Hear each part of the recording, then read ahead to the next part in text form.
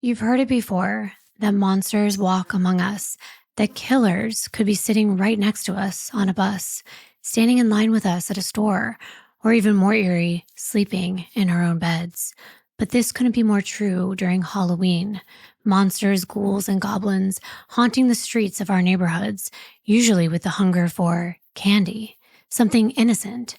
That's the huge tradition of Halloween, trick-or-treating. But what if there was a real monster hiding behind a mask, lurking in the shadows of the night and concealing their identity so they could carry out a real nightmare at one of the most frightening times of the year? Hi, everyone. Welcome to episode 34 of the Darklivity podcast. I'm your host, Kimbyr, and I'm here with my co-host who's been with me since day one. It has almost been a year since this podcast started, my husband, Jonathan. It's a long one. Hi. Darklivity. It's the dark downward slope into the degradation of the human mind and the consequences that such darkness brings to light. And we actually have a sponsor for today's video, which is very exciting, and it's perfect. It combines a thrilling murder mystery story and using your attention to detail to uncover hidden clues. Today's sponsor is June's Journey. Now, I've talked about this game before because I've been playing it for a long time. It's a hidden object mystery game where you act like a detective. It's free to download on Android and iOS mobile devices and your PC. The captivating story is set in the 1920s. You'll play a character named June Parker. She's on a mission to uncover all the clues surrounding the murder of her sister Claire and Claire's husband. You're using memory skills to uncover objects that help provide clues and evidence that relate to the murder mystery and other objects that reveal secrets surrounding June's family. And what's cool is that as you discover more things, you keep getting further into the storyline. And there's also special events that you can do for more in-game prizes. You can play by yourself, but you can also join a club and take part in special competitions. But John and I compete all the time because he's always better at everything, especially games, because my eyesight's not as good. The better and quicker you are at identifying, remembering, and piecing things together, the more the mystery will unfold. It's a great way to disconnect from your everyday stressors and take a break to another world. Playing June's Journey is a good way to take a break from writing and editing. Yep, that's when I usually play the most.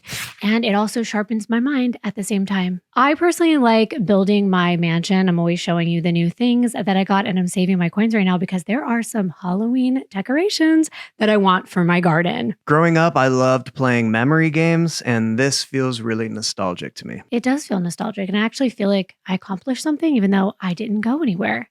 So we are really excited for you to download June's Journey for free by clicking the link below in the description box or scanning the QR code on the screen. Thanks again to June's Journey for making today's video possible. Now let's get into today's case. I can't believe our year anniversary of this podcast, the show, is coming up. It's our favorite time of the year. We've got our decorations up for Halloween, and today's video is very special because some of you are catching the premiere, which means we are live in the chat. And don't worry, if you don't catch it live when it launches, it's okay because it's going to be a regular standalone video. But we are announcing the winner of our Halloween series naming contest. Well, John is going to be announcing his winner because you picked this one and I have not gotten to see his intro yet. So I will be watching that live with all of you. And the winner is Natalie Fisher. Congratulations.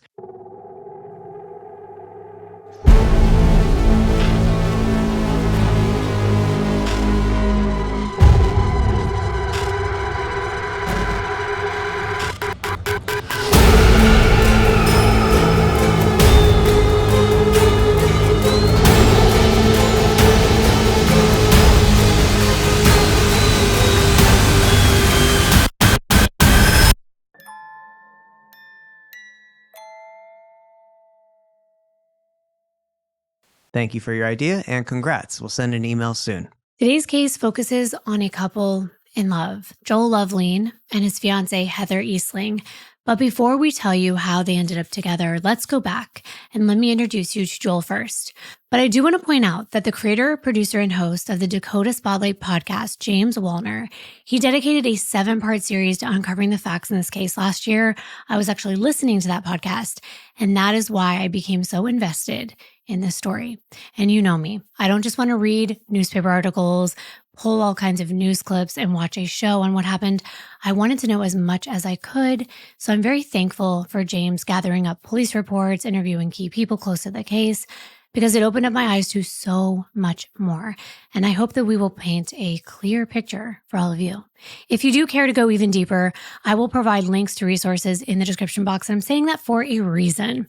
I think you'll know by the end of this video. But Joel Lovelien was born on October 8th of 1969.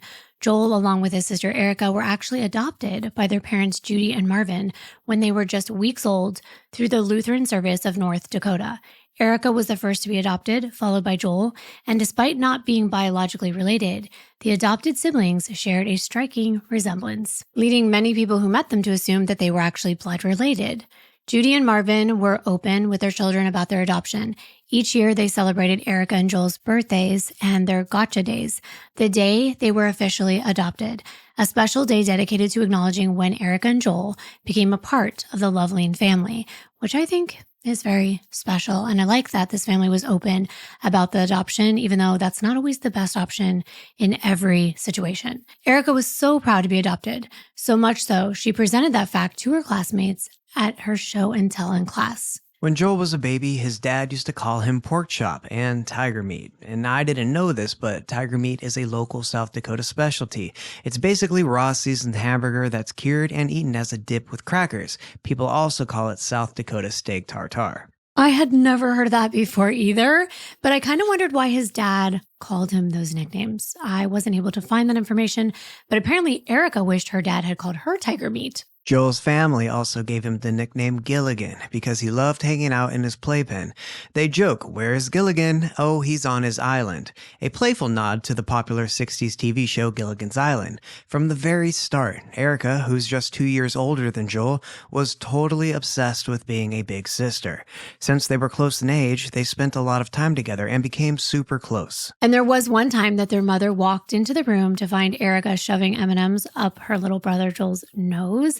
Even though it was shocking at first, Erica explained to her mom that she was just trying to share her snacks with her little brother, but unfortunately, he wasn't opening his mouth, so she had to find a different route to deliver the candy. And I thought that was cute, but also kind of concerning as a mom. But it truly was just little Erica trying to bond with her brother. Joel and Erica grew up in Grand Forks on East Elmwood Drive in North Dakota. The city sits about 80 miles from the Canadian border and offers a nice blend of small town vibes with a touch of urban life. It's also known for being a pretty safe place to live, making it an ideal spot to raise a family. However, no community is immune to acts of violence. I think we all know that all too well by now. And we've actually done a South Dakota case before, Chad Ensel, remember that one? And I recall it being very cold in the winter, and North Dakota has all 4 seasons. Yep, summers in Grand Forks are awesome. Temps hit about 80 to 90 with long, warm, sunny days and cool, refreshing evenings. The whole city comes alive during these months, and people take full advantage of the weather with tons of outdoor activities. But the winter, that time of year is often brutal. Temps drop below freezing and the snow comes down hard, covering everything in white. Still, people there make the most of it, with sledding, ice skating, and ice hockey being super popular. Then, when spring rolls around, it's a mix of rain and snow, and things slowly start warming up again. Joel and Erica's mom, Judy, dedicated her time to taking care of the household and the children, while Marvin was an employee at an industrial mineral manufacturing company. He rose through the ranks to become general manager before retiring in 1970. Faith also played a pivotal role in the Loveliens' lives. The entire family attended services at Calvary Lutheran Church. Judy and Marvin even taught Sunday school there. And from 1982 until 1985, Joel attended West Junior High School, where he made quite the impression on his classmates, mostly the girls. He was known for his charming personality, and the teenage girls would swoon over him, giving him a lot of attention. But they were usually captivated by his charm. They were probably sad when he had to move away, because before finishing high school, the family moved to Bagley, Minnesota, and that's where Joel finally graduated in 1988 from Bagley High School. Joel was always a bright student, but math was where he really shined. That passion led him to pursue a degree in math and computer science at the University of North Dakota, bringing him back to his home state. Growing up, Joel proudly wore the title of geek and computer nerd in the best way possible. After After graduating from UND, he worked in the Information Services Department at the Grand Forks Clinic for a bit. Then he landed a job as a technical systems analyst at the All True Health System, a local healthcare organization. But while he was in college, Joel met Heidi Hosley in 1990, and he and Heidi started dating, and their relationship blossomed into something more serious. And 2 years later, on March 20th, 1992, the couple tied the knot in Grand Forks. And every time I hear tie the knot, I always kind of dislike that saying, and I think it's because of the origin. It's pretty interesting. It's from hand fasting, where couples' hands are tied together during a marriage ceremony. It's supposed to represent being bonded physically and spiritually to one another. So if you didn't know, now you know. That same year, the couple welcomed a daughter into the world who they named Alexa, and she was Joel's everything. Becoming a father was both nerve-wracking and exciting for Joel. He and Heidi were still in college, and they were very hardworking people, so it was a bit overwhelming. But I think many fathers and even mothers can feel that way, especially in the beginning. It's new, it's exciting, but it's also a lot of work, and we're in that stage right now. Oh yeah, I had no idea how enamored I'd become, and I also found this new sense of inspiration. And this baby phase is amazing. I can see why so many people want so many. I know. I love our little baby. Joel and his daughter shared a really special bond. For starters, they looked almost identical. It was like she was a mini him. One of their favorite things to do was watch SpongeBob together. They would crack up at the silly jokes and characters. And no matter what Joel was up to, whether hanging out with friends or running errands, you could count on him randomly belting out the SpongeBob theme song at the top of his lungs. That's such a dad thing to do, but we also make up songs and do the same thing with Mazzy. And they kind of get stuck in your head. Remember like Baby Shark? And everyone used to sing that. Oh yeah, of course. Joel loved every chance he got to embrace Alexa in the fun, playful way that dads can. Sure, parents can sometimes seem annoying to their kids, but Joel didn't care one bit. He'd be the loudest cheerer at the sports games and award ceremonies, making sure that she always felt supported and celebrated. Whatever Alexa was into, Joel was all in, whether it was sports, hobbies, or school projects, because for him, it was all about finding ways to bond and make memories with her. I actually think that's a great quality. I wish my parents would have cheered me on in the stands. And sure, it might be embarrassing, but it's also a sign of love. And Joel loved Alexa so much. Whether it was the latest fashion trends, gadgets, or books, he always was eager to learn and participate in everything his daughter found interesting. They even went shopping together at the mall, and he would do anything to make Alexa happy. He was a good dad, and he was also a good partner. He was the type of guy that made sure to acknowledge his partner and make them feel special. For example, he would even send Heidi's mom flowers on Mother's Day, which meant a lot to her. Unfortunately, Joel and Heidi's marriage did not stand the test of time, and they eventually ended up getting a divorce. But despite the end of their marriage, they remained committed to co-parenting their daughter, Alexa. Then, on January 14th of 2001, when Joel was around 32 and Alexa was 9, Joel's father, Marvin, sadly passed away. Losing a parent was tough on everyone, especially Joel's mom, Judy. But eventually, Judy found love again and remarried a man named Terry Sallow. With that, Joel's family grew to include several stepbrothers. Even though they had to say goodbye to Marvin, gaining an extended family brought some comfort and helped them all progress through this grieving process. That was true in his divorce as well. After his marriage ended, Joel eventually dipped his toe back into the dating pool, and a few years later, in November of 2006, he met Heather Eastling, an elementary school teacher, and within a week of dating, Heather already knew that Joel was the man she wanted to marry. She had never been so sure of anything in her entire life. And sometimes you just know.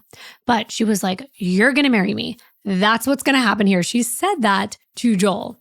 And, she let him know right away. And I think that might shock a lot of people, kind of push them away. And even though Joel wasn't ready to say it back to Heather at the time, that makes sense. He had already gone through a marriage and a divorce, and he was a single dad. But she was ready to tell him how she felt. She was 31. She wanted to have a solid relationship. And I think that is an age where women especially begin feeling like, I better get a move on if I want to have kids.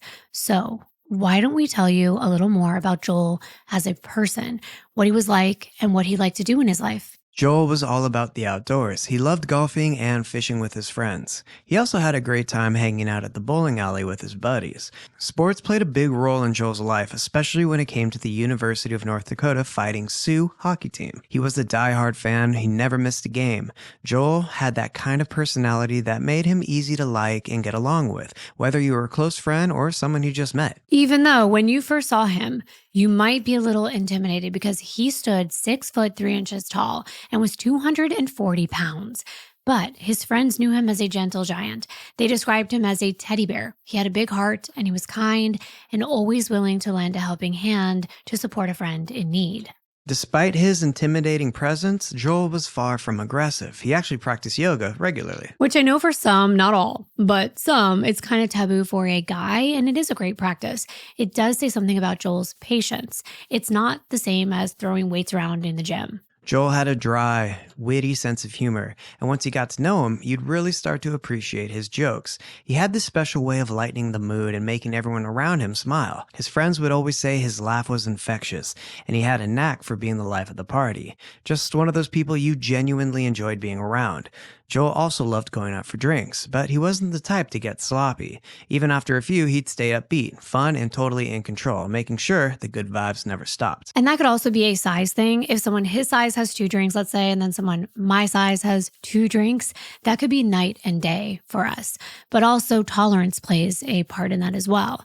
But the point here was that Joel wasn't the type to be lying on the floor blackout drunk. He held his own and kept his composure. Going out was more of a social thing for him.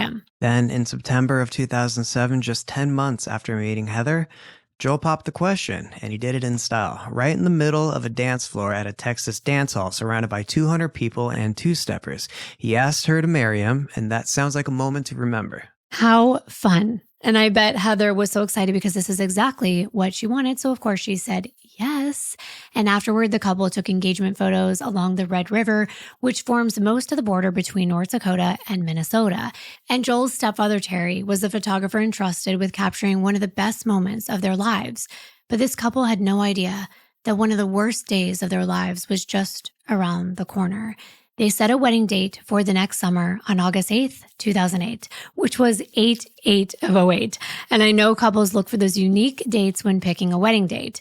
Things couldn't have been going better at this time for Joel's life.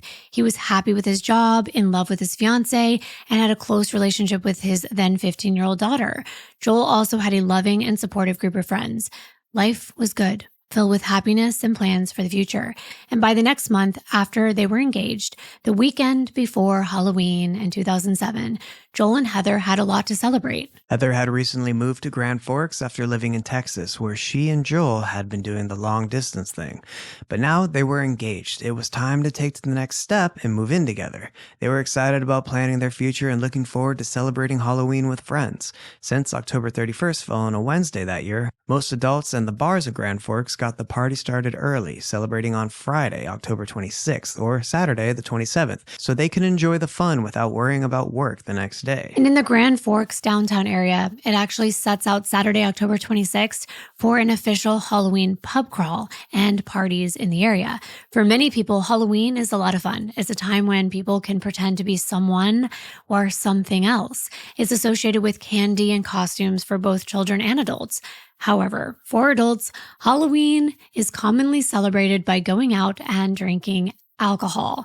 That's their treat for Halloween. And that Halloween weekend in 2007 in Grand Forks, several bars were having parties. And I know that some of them are new now. They're not the same ones that they were before. But when I looked this up now for this year's events, there was Joe Black's, The Loft promoting their Halloween punch for $4, and a costume party, which seemed to be quite a hit in years past. So many fun costumes. Then there was O'Reilly's Irish Pub, and that looks like another popular place to celebrate Halloween festivities. They were offering a mystery cocktail. I think we should also mention what it's like living in Grand Forks. Yeah, every time we dive into a case, we end up learning about new places, and Grand Forks is no exception. It's got that lively college town vibe with a walkable downtown and a really strong sense of community. A lot of that comes from the University of North Dakota students and the people surrounding Grand Forks Air Force Base, who really bring the energy to the area. I'm tempted to kind of call it a party town, but anywhere that's close to a university, especially a bigger public one, is bound to have a more youthful environment. Lots of action and, of course, drinking. It's got the small town vibe, so there's not much going on there either, except for shopping, sports, and outdoor activities. And even the jobs are limited. But let us know. If you do live there, you can maybe give us a little bit more perspective. I know on Reddit, people called it boring. But you know what? Boring could be a good thing depending on who you are. And both Joel and Heather already graduated from college. Joel was 38, Heather was 31.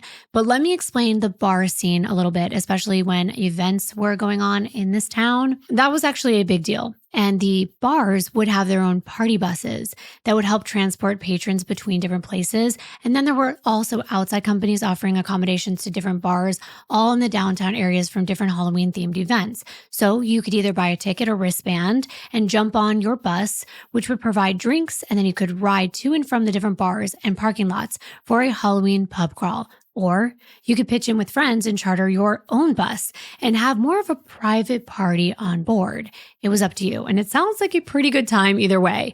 A local hometown Halloween weekend with friends. Joel and Heather weren't planning on hopping on a party bus that Saturday night. Their plan was pretty chill. Just hit up 1 or 2 bars around Grand Forks with friends that they already knew. They started the night at the Bun Lounge and Casino, a local dive bar with a bit of everything. Pool tables, a restaurant area, full bar, food trucks outside, and even the occasional card game. They hung out for a while, but around 10:30 p.m., they decided to head out when one of Heather's friends texted saying that they were nearby at another spot called the Broken Drum. It's a bit of a mix, part bar, part casino, so it seemed like the perfect next stop. It's not a far walk, and you can just follow the railroad tracks down to the next bar. But they drove because they had just started hanging out, and it was only a couple minutes drive. Both Heather and Joel were dressed in costumes. Heather was dressed as a Pennzoil mechanic. She was wearing yellow overalls, boots, a hat, and she had an oil rag hanging from the back of her pocket. Joel went the easy and comfortable route. He was dressed as a local hockey fan. He had on his green University of North Dakota Fighting Sioux hockey jersey with a green hat. And I told you, they were more about being chill and social than making this a huge deal that night. But that was them. Hundreds of other people took this night very seriously, going all out with their costumes and drinking a lot. The party buses were packed with already intoxicated people who were getting off at each stop along the way and drinking even more. A lot of these people were not exactly locals, but coming from outside the town just for this event. And that was what Heather and Joel were confronted with inside the Broken Drum. They arrived at 10:36 p.m. and settled in by grabbing a drink and meeting at a round table in the back of the establishment with a few friends. Joel broke away for a little bit to play a game of blackjack at one of the blackjack tables.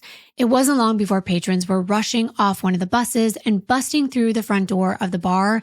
They were loud. They were dressed in costumes and they were ready to party. And at that moment, Heather and her friends were still hanging out at the corner table in the back, while Joel was at the blackjack table, casually smoking a cigar.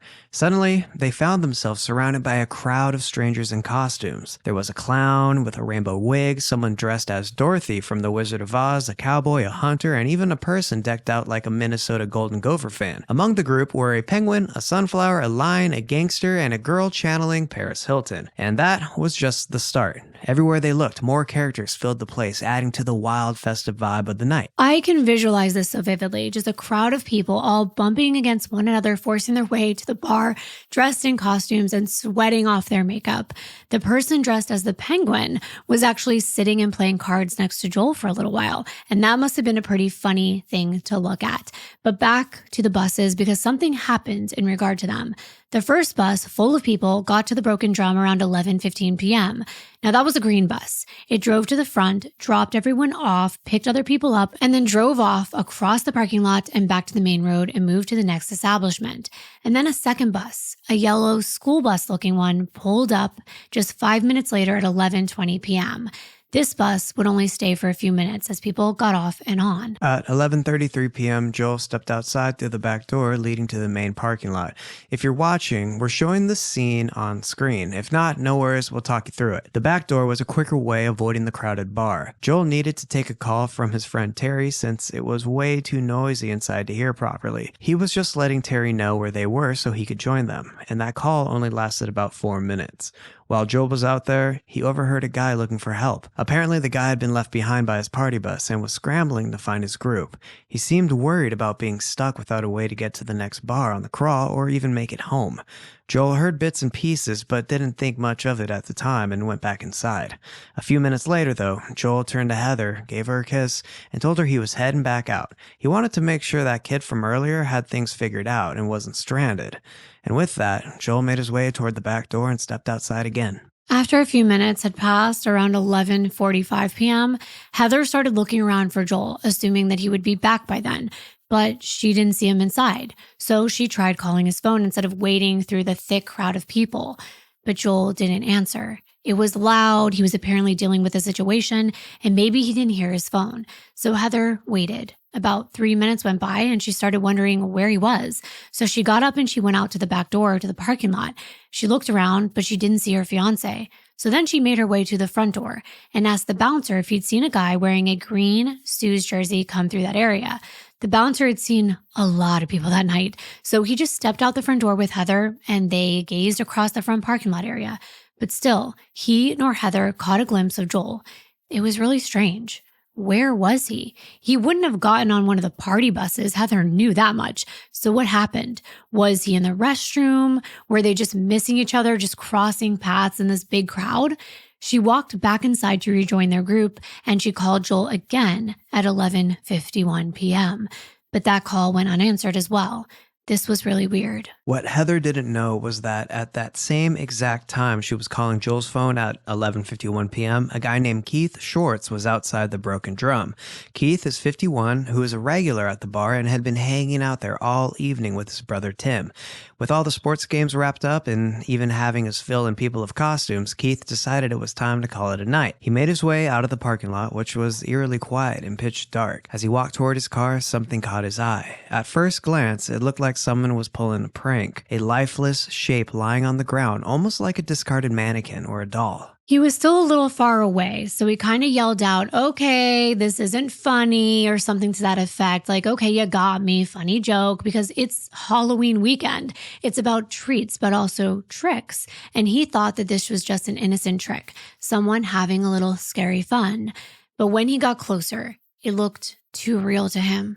But before he could really focus, he noticed something else that tore his attention away from the figure on the ground. Keith noticed the glow of a phone lighting up the ground, drawing his attention. He couldn't look away as the light cut through the darkness, so he walked closer to get a better look. When he was just a couple feet away, two men suddenly appeared behind him. Keith half expected them to shout, "Boo, gotcha, just some Halloween prank." But instead, they said, "Oh my God, is this real?" And that's when it hit him. This wasn't a mannequin or some prank. Something was off about the figure lying on the ground. As Keith's eyes adjusted to the dim light, a strange feeling settled over him. He knelt down, hesitantly reaching out to touch it, hoping it was just a plastic doll or something harmless. But the moment his hand made contact, he knew this was no joke. It was a man dressed in a green hockey jersey. And there was something deeply unsettling about his appearance. His face was covered in blood. It took Keith a minute to process what he was seeing. It was a Halloween party. People were dressed in blood-soaked costumes. Hockey players get battered and bruised when they're playing the game. It's a tough sport. So could this just be a patron in a costume, passed out drunk in the parking lot? Most people in this situation would probably assume that much. But the more Keith examined the figure on the ground, he realized this wasn't a prank. It wasn't a costume. This was a person that needed medical assistance. So one of the guys that was standing behind him yelled, "I'm going to go get help," and he ran inside the bar. These men didn't know it at the time, but this is who we know as Joel Lovelien. All of a sudden, employees at the Broken Drum see a man looking panicked as he comes through the front door screaming, "Somebody call 911." An employee quickly dialed the numbers. At 11:52 p.m., the operator picked up and heard the caller explaining that they had an emergency over at the Broken Drum. A guy was found outside, lying on the ground covered in blood. Within moments, Officer Strauss and Middleton were dispatched from the Grand Forks Police Department and arrived at the scene within a few minutes. At 11:55, a second 911 call came in, requesting an ambulance, saying that people were trying CPR on the man, but he wasn't breathing. Officer Middleton sprang into action as soon as he got on scene. He began to perform chest compressions on Joel, desperate to revive this unresponsive and unidentified victim. However, his efforts proved futile. He showed no signs of life. At 11:57 p.m., Sergeant Mike Ferguson arrived at the scene. He immediately checked Joel for a pulse, but sadly there was none. Determined to do everything he could, the sergeant began mouth-to-mouth resuscitation using a breathing apparatus, hoping for any sign of life. However, Joel remained unconscious. It was clear that Joel had suffered serious injuries. His face was so badly wounded, it was almost unrecognizable, making it impossible to identify any of his features.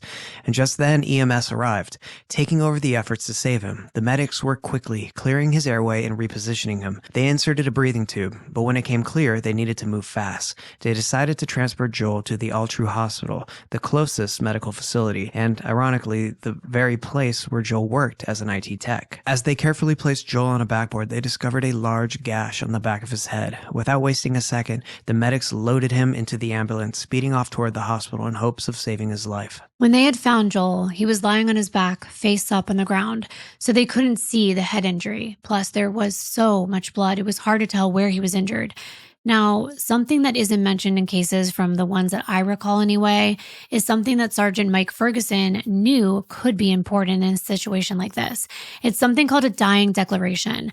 I didn't know what it was until I went to law school, because it's more of a legal definition that's used in a court of law, and it can become evidence in cases like this. But it's exactly what it sounds like, a person's dying words.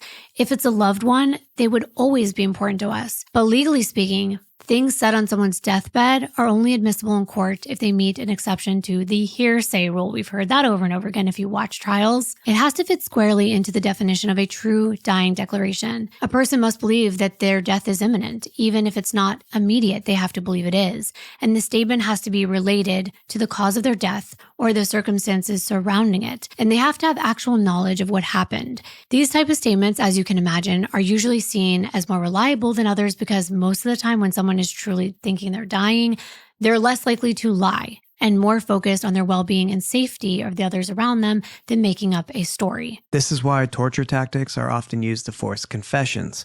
When someone is near death, they're desperate and completely at the mercy of the person closest to them. In that state, they'll say or do just about anything, clinging to the hope that the person hurting them might still offer some form of help or relief. Exactly. And sometimes the person who's dying will mention who hurt them or give a description. I mean, how many times have we seen a cop in a movie that's saying to the victim while they're like lying on the floor, "Who did this to you?" The victim could possibly describe what a person did, why they did it, so it is very important to note. And that's why Sergeant Ferguson instructed Officer Middleton to accompany the victim to the hospital and stay by his side in case he happened to regain consciousness and tell them who did this to him. They hadn't identified him yet, so that's why I'm kind of still calling him the victim. We know it's Joel. But while this was going on and all this chaos was unfolding, Heather was still inside, with no clue her fiancé was lying lifeless just a few feet away. As the ambulance sped off racing to get Joel to the hospital, more officers arrived to secure the scene and look for witnesses or suspects. In the midst of the growing crowd, Sergeant Ferguson spotted a woman sobbing. It was Heather. She had been inside the bar when a man burst in shouting for someone to call 911. In a panic, Heather had been calling Joel's phone over and over, praying that he would answer. But when she heard that an injured man was outside, she rushed to the parking lot with their friends, fearing the worst since Joel hadn't returned. What she saw outside that back door would haunt her forever. There, lying on the cold ground covered in blood, was the love of her life, Joel Lovelien. Just minutes earlier, Joel had gone outside simply to do the right thing, checking on a stranded guy to make sure he was okay. Heather's mind raced as she scanned the parking lot, desperate to understand how this could have happened. But with no time to waste, she rushed to the hospital, determined to be by Joel's side. Poor Heather sat there in the lobby, anxiously waiting for any news on Joel's condition. And after what seemed like an eternity, a doctor emerged from the emergency room to deliver a devastating message. Despite the medical team's best efforts, Joel had succumbed to his injuries. How? It was minutes that Joel had been gone. He was just with her, just with their group, just having a fun night out at a regular bar they frequently went to. How does this happen? How is he dead? It was unreal. I cannot even begin to imagine the pain and heartbreak Heather felt in that moment, but also the confusion. In a homicide investigation, the person that was your loved one, that still is your loved one, is now property of the state. The state now has a major job to do. They have to find out what happened. And as much as you might want a minute to mourn, time is of the essence. So after Joel was pronounced dead, his body was quickly getting prepared for transport to the Grand Forks County Coroner's Office for a formal identification and, of course, to collect evidence for analysis. Joel never regained consciousness, so he never got to make a statement about what had happened. Now it was up to the evidence to tell Joel's story. Investigators carefully placed plastic bag over his hands, securing them with tape at the wrist to preserve any potential evidence, trace DNA, fibers, or anything that might offer clues. His shoes and clothing were tagged for examination, ensuring that no detail was overlooked. Joel's body was then placed in a sealed body bag, wrapped with evidence tape to prevent any tampering or contamination during transport. Every step was handled with precision, knowing that even the smallest piece of evidence could be crucial in uncovering what really happened that night. This step was taken to guarantee the chain of custody and ensure the integrity of the evidence. But in this instance, it can seem cold, like Joel is just an object, but it is very important to seek justice. The news of Joel's death spread quickly through the tight-knit community. With hundreds of people at the Halloween party that night, word traveled fast. Everyone was buzzing, trying to piece together who he was and what had happened. The shocking news hit especially hard since it happened at a local bar during what was supposed to be a night of fun. Eventually, Joel's mother, Judy, who lived in Montana, got the devastating call. That moment shattered her world. She was heartbroken, struggling to process the sudden loss of her son. She and her husband Terry couldn't comprehend how Joel, so full of life, was suddenly gone, and worse, that he had been murdered.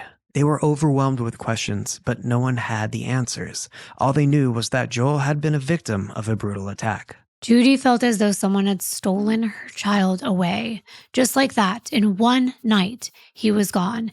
It was too much to take. And that same night, Joel's sister Erica and her husband were also back in Minnesota hosting a Halloween party at their house with about 30 people. And as the night progressed, Erica's phone rang. It was a call from her mother, Judy.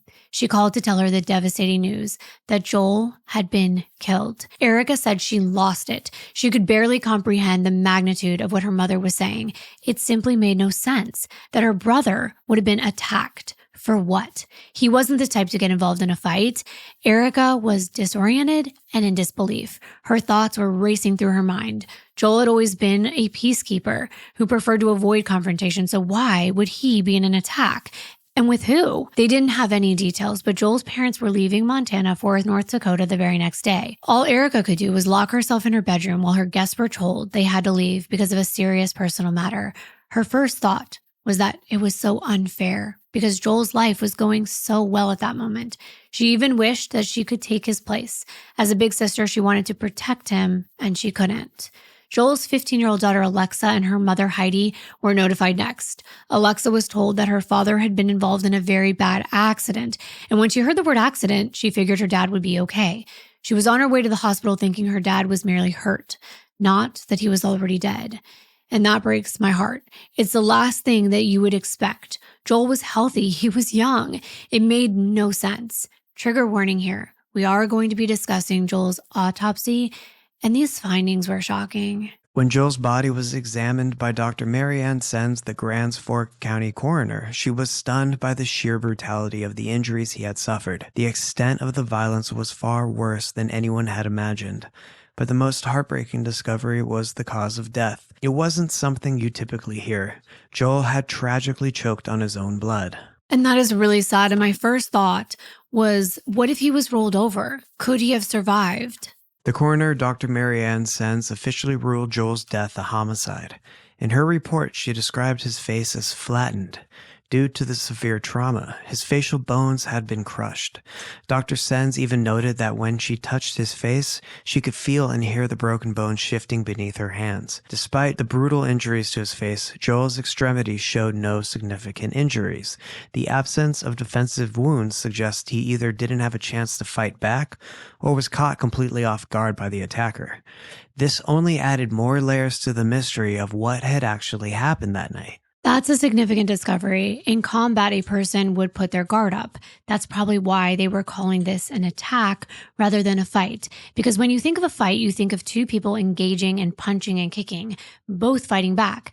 But it didn't look like Joel had a chance. And that's telling. Dr. Sens also made another unsettling discovery, an unusual pooling of blood in Joel's testicles. While she couldn't say for certain whether he had been directly injured in that area, it was enough to suggest that it might have been a targeted area that sustained damage.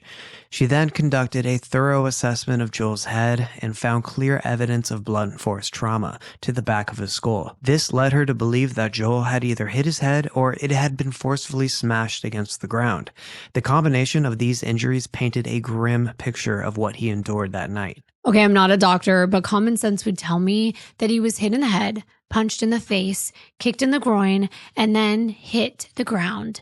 And then he was probably kicked even further in the face and head. That's my initial take on those findings, and it is sick. You're probably right, because Dr. Sen's examination of Joel's clothes revealed no signs of blood on his jeans. This led her to believe that Joel had been on the ground for most of the attack. In her professional opinion, it seemed clear that Joel wasn't standing during the assault. He was likely already down when the worst of the violence occurred. Wow, so yeah, attack, not fight. This man was attacked. And can you imagine this being your fiance? Heather's world came crashing down. All of her dreams were shattered. It's like the world stood still. She couldn't understand why someone would harbor such intense hatred towards Joel, who brought nothing but positivity and kindness to everyone he encountered. He was a simple, everyday guy, a father, someone out enjoying a fun Halloween event. And at that moment, with Halloween being in the backdrop for this terrible scene, Heather realized that real evil exists, and how and why were important questions to answer. And back at the crime scene in the parking lot outside the Broken Drum, Officer Middleton called Sergeant Ferguson at the hospital with devastating news. Joel had passed away. From that moment, the case shifted and was what initially treated as an accident to a full-scale murder investigation. Officer Sansalas soon arrived and got to work, carefully documenting every detail with his camera. He took hundreds of photos, ensuring nothing was missed. One photo in particular stood out. It showed blood spatter on the back of a black Nissan Maxima parked about 11.5 feet away from the main blood pool where Joel had been found. Wow, that's far. Exactly. Officer Sansalas said it was pretty clear to him that the blood spatter had traveled at a high speed to land that far away. That kind of pattern only happens when an extreme amount of force is used, meaning whoever did this, whether it was one person or more, was seriously brutal. Officer Sansala also took pictures of loose change scattered across the ground, and alongside the coins were some blackjack chips. Other items that caught the officer's attention was a half-smoked cigar and a green UND Fighting Sioux hat. Now, all these items belonged to Joel, but the most compelling piece of evidence found at the scene was a piece of what looked like a person's Halloween costume, resembling a bird's foot. Would it be called a foot? I don't know, but it was like a yellow claw. It was puffy, and it had 3 black cloth triangles on it that were like nails. And examining the item, they noticed it looked like it had some blood on it. Could this have been from the killer? They collected the item and sent it to the crime lab for further testing. Meanwhile, time is ticking by, but the night is still young. Bars are still open, people are still partying, and at least 70 people were still at the Broken Drum. Some were employees, but about 60-something people were patrons. So officers got to questioning them, and fast. They narrowed it down to anyone that had seen or heard anything within the time frame of about 11:40 to midnight. So in that 20 minutes, something deadly transpired. This was a pretty big deal, so Sergeant Mike Ferguson decided to lock down the crime scene, something they call an investigative detention. Everyone still inside the Broken Drum was told they couldn't leave until they were identified and questioned. No new people could come in either. They even posted an officer at the front entrance and another in the back to make sure nobody slipped away. As they started gathering names and phone numbers from everyone, if anyone mentioned something useful about Joel, they were pulled aside for more detailed questioning.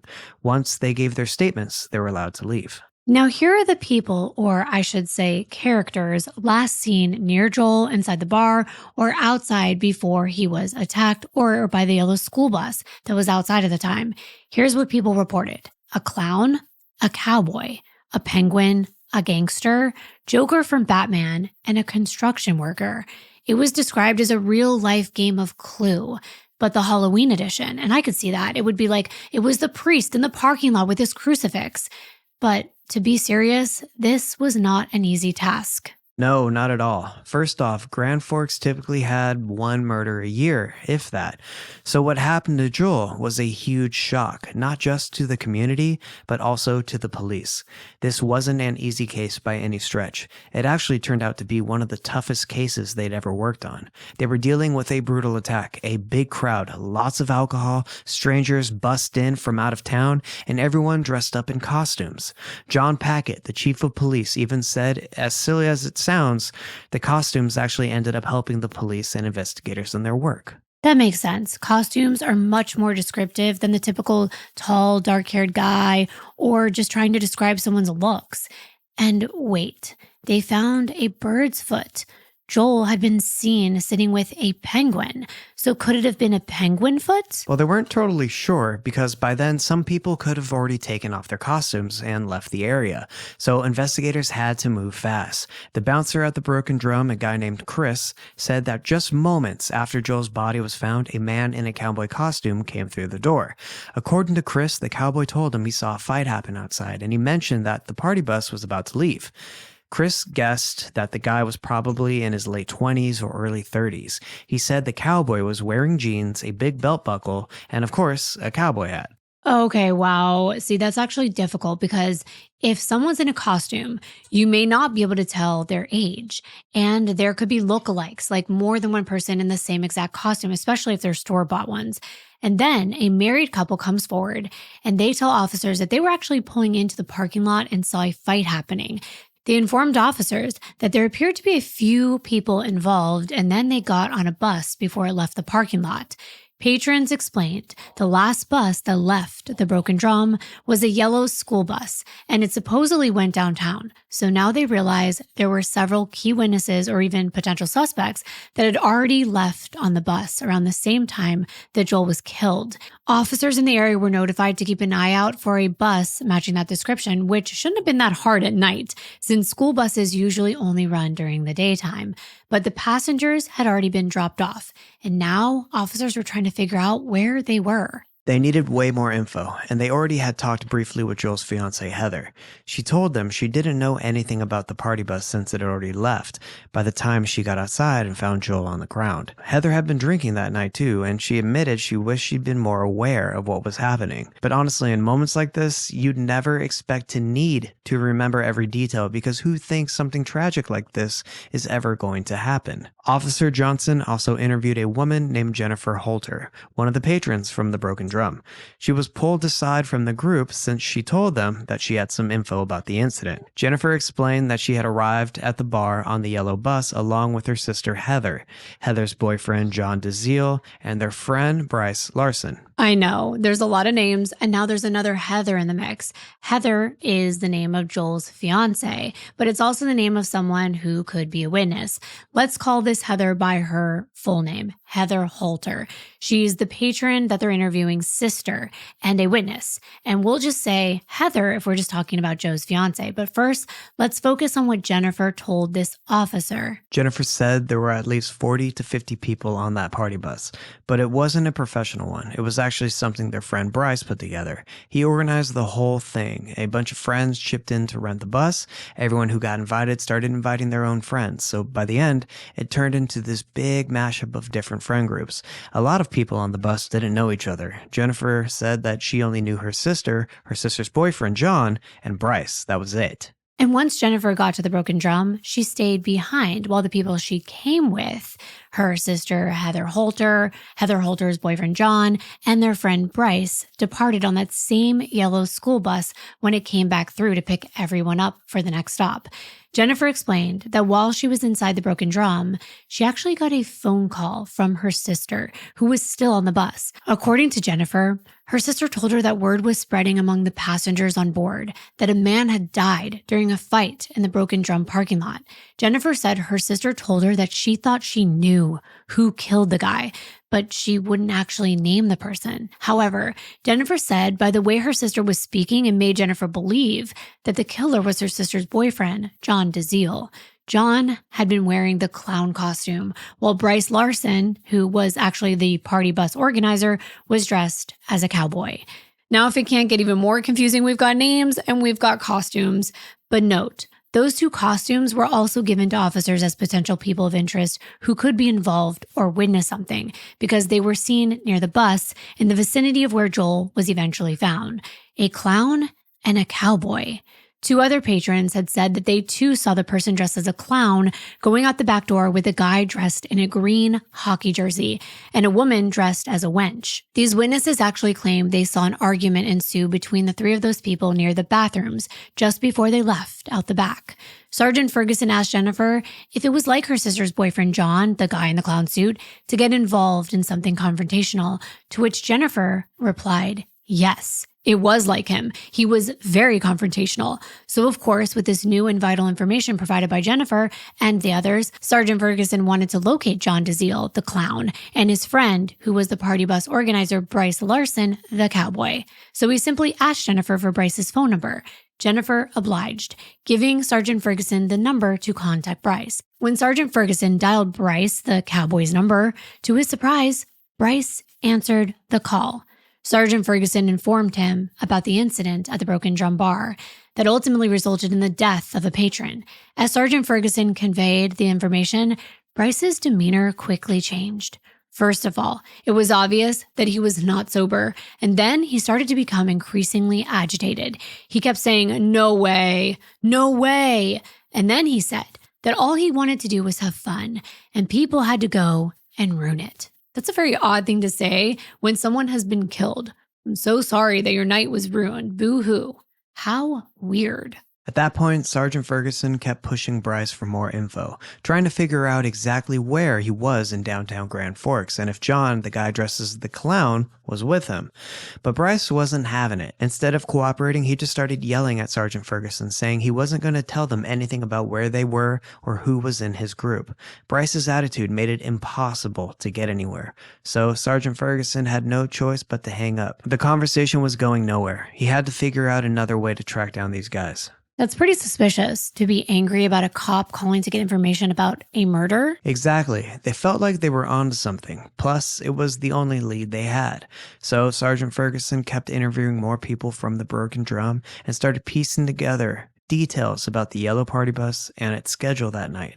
Apparently, the bus was originally supposed to leave at 8 p.m. from a spot called the Cuckoo's Nest Bar, but things didn't go as planned. It ended up being a whole hour late, around 9 p.m. They finally got everyone on board, and the bus headed off to Broad Buck's Roadhouse in Grand Forks. I like visuals, so we are going to be mapping this on the screen. So Cuckoo's Nest, which was part of a place called the Boardwalk, and then to the Borrowed Buck about 10 minutes away. After Borrowed Bucks, the party bus made its way to El Rocco Lounge and Bottle Shop, then stopped at the Broken Drum. The final stop for the night was Stormy Sledsters in downtown Grand Forks, which wasn't far from where the bus originally started, near the boardwalk. The plan was to drop everyone off at Sledsters so they could keep partying. It's within walking distance of a bunch of other bars downtown. Is it just me, or are these bars like all holes in the wall?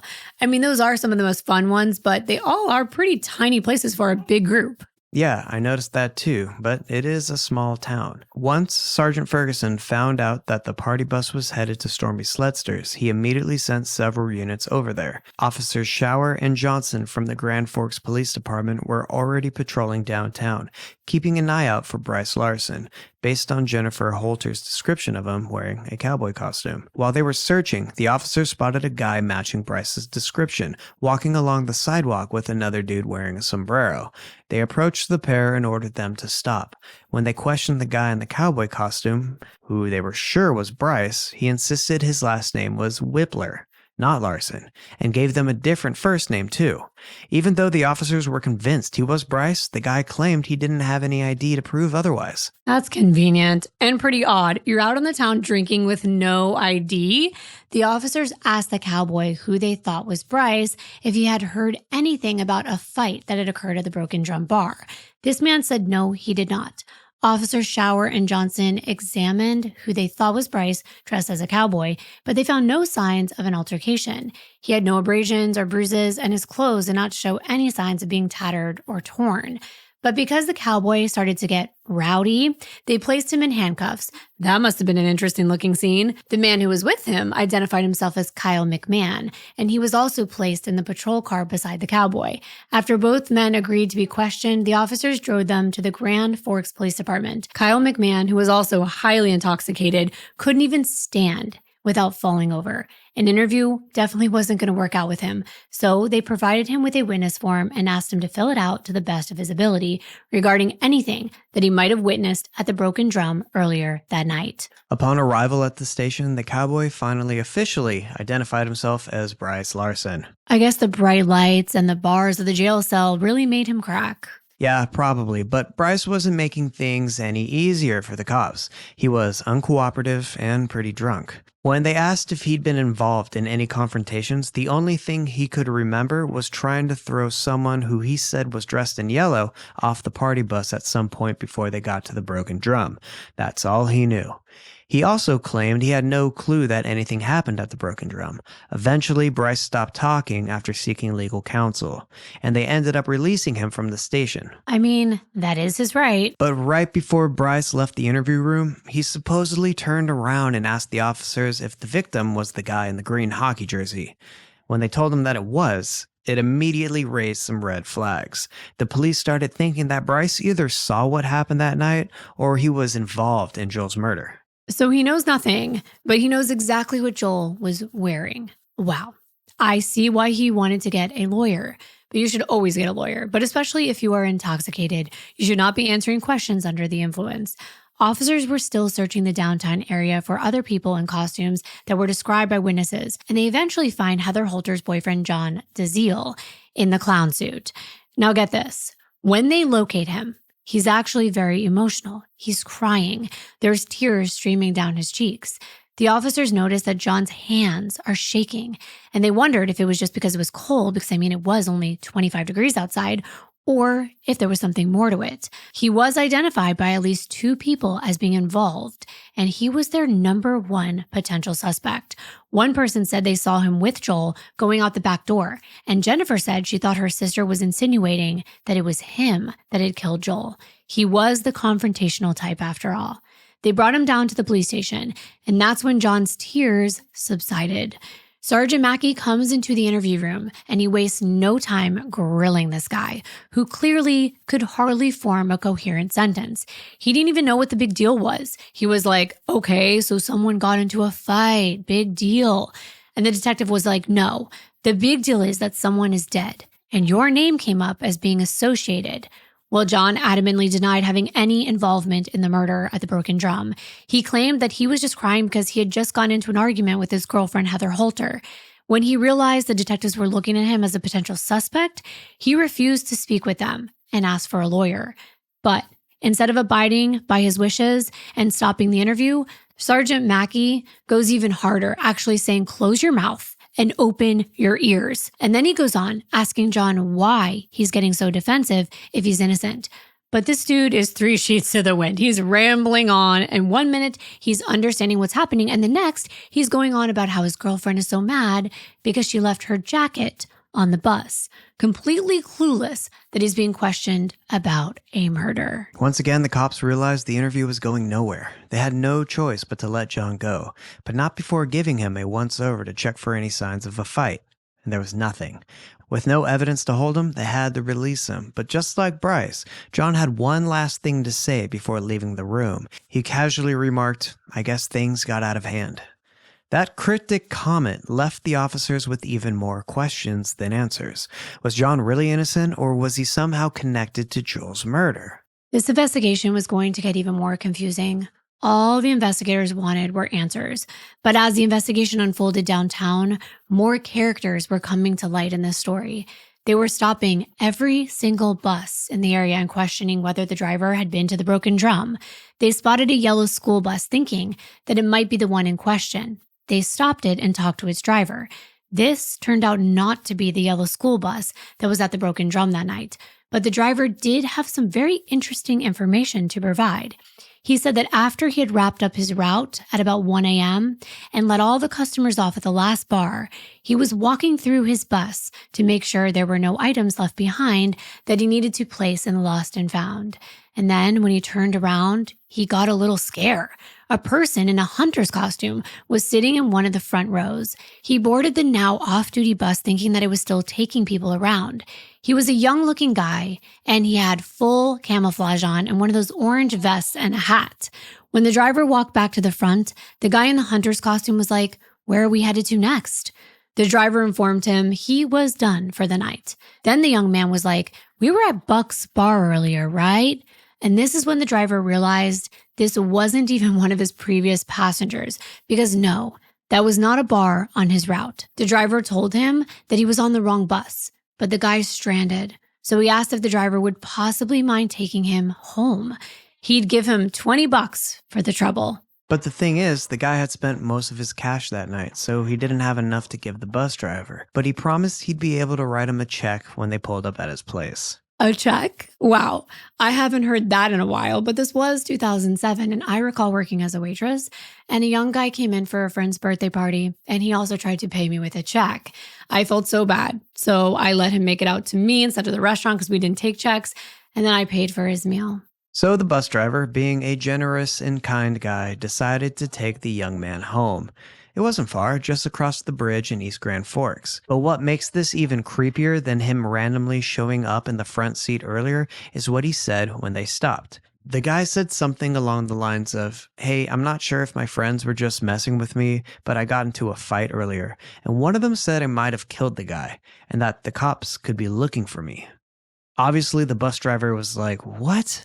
He was concerned, but at the same time, it wasn't the first wild story he'd heard from someone who had too much to drink. So he's trying to figure out what that guy really meant, so he asked him to explain. And the guy dressed like a hunter has a story. I'm surprised the bus driver sat there on this guy's street, just letting him speak, but I'm also glad he did. And that he stayed and listened. Because remember, he's now relaying all this to the police. He told the bus driver that earlier that night, he was walking out of a bar with a girl, and then all of a sudden a guy just walked out to him out of nowhere and just tried punching him. But luckily the guy missed. But the hunter, I'm just going to call him the hunter, he said that he hit the guy back because he almost hit the girl he was with, and he thought it was crazy that he would just try to start a fight out of nowhere. But he doesn't recall the punch being that hard. Not hard enough to kill someone. Except his friends told him later that he should lay low because the guy had died, and that there was a full-on investigation going on. After telling that wild story, the hunter says to the bus driver, "I'll be right back." And sure enough, he comes back and writes him that check. As he's saying their goodbyes, he even adds, "If someone asks about me, just let them know I didn't do anything wrong."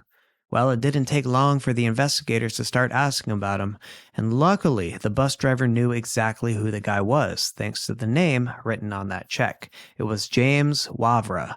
The investigators took that check as potential evidence, just in case it ended up being important. I mean, he also knew where the guy lived too, so he could have just found James that way as well. He definitely wasn't being smart for thinking that he might have just killed someone and was wanted by the authorities, leaving a paper trail, giving a confession, and bringing the bus driver right to his front door. Exactly, and James Wavra wasn't the only time the hunter came up. While all this was unfolding in the early morning hours of October 28th, that same witness, Jennifer Halter, remember her? The one whose sister thought she knew who the killer was? Well, she got involved again. Officer Strauss was actually giving Jennifer a ride back to her car, since she never got back on that bus to return to the borrowed Bucks parking lot. While they were on the way, Jennifer's phone rang and it was her sister again.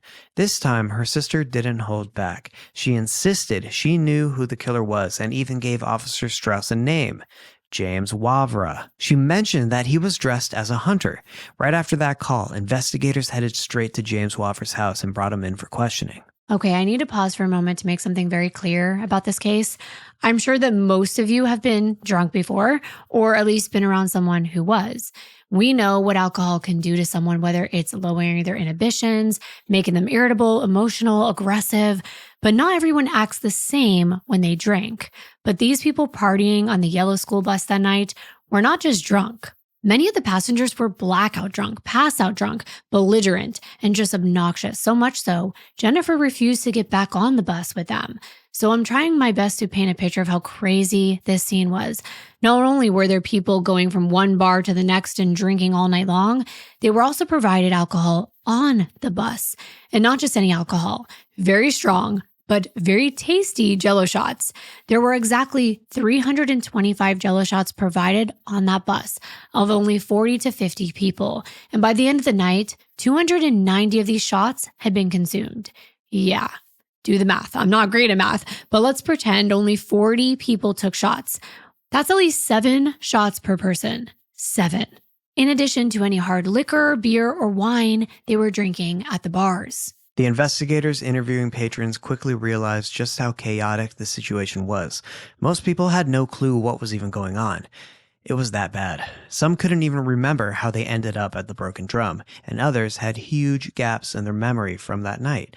And honestly, anyone who's been drinking isn't going to remember every little detail. Alcohol messes with your memory, both short-term and long-term. Exactly. So keep that context in mind in this case, because these were not the usual type of witnesses or interviews. They weren't dealing with rational minds here. And this wasn't an ordinary set of suspects. It's a clown, a cowboy, and a hunter. Oh my. I mean, it does sound like a nursery rhyme, not a murder investigation. So back to the investigation, the Grand Forks police were now questioning James Wavra, the guy dressed as the hunter. At this point, he was their prime suspect, and they were pressing him for a more detailed version of what went down that night. James explained that he was leaving the Broken Drum arm in arm with a woman dressed as Paris Hilton named Anna. That's when some random guy came up and made some rude comment, then suddenly started swinging at him. The punch barely missed, just grazing his arm, and James said, "Thank God he missed Anna, or that punch would have taken her head off."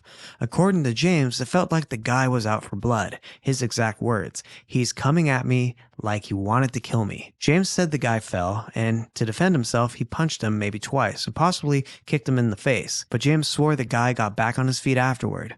When investigators asked James what the guy looked like, he said he honestly couldn't remember. It all happened so fast, and he didn't take note of the guy's face. He also described this moment as a flood. Like he's in a flood and the water was rising up and he had to think fast. And that was him acting in the moment. He said it was probably only 10 seconds. And all he knew is that this guy was a young guy. He wasn't an older man. He was maybe only 22 and he wasn't big. He also said to go ask the girl that he was with. She would tell them. And I guess he was mentioning the guy's size because by then he probably knew that Joel was 6'3" and 240 pounds. A bigger dude, and 38, which is a lot older looking than 22. But it's true, they do have another character to track down. Paris Hilton, or Anna. Maybe she would have a better recollection. Next, detectives interviewed Anna Barrett. She told them that she was leaving the bar with James when a guy in a yellow hooded sweatshirt approached them. According to Anna, the guy tried to grab James by the neck and started swinging at him. She said she ran toward the bus and told the passengers that James was in a fight, which led to a few people to get off the bus and help him. Since she stayed on the bus, she didn't actually see the fight, so she couldn't give any specifics about what went down. But she did remember that the guy who went after James was wearing a yellow sweatshirt.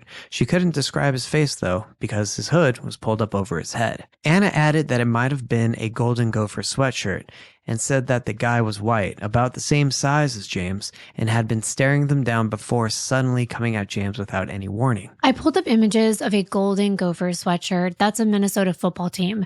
And then I pulled up a green UND hockey jersey to see if they were similar.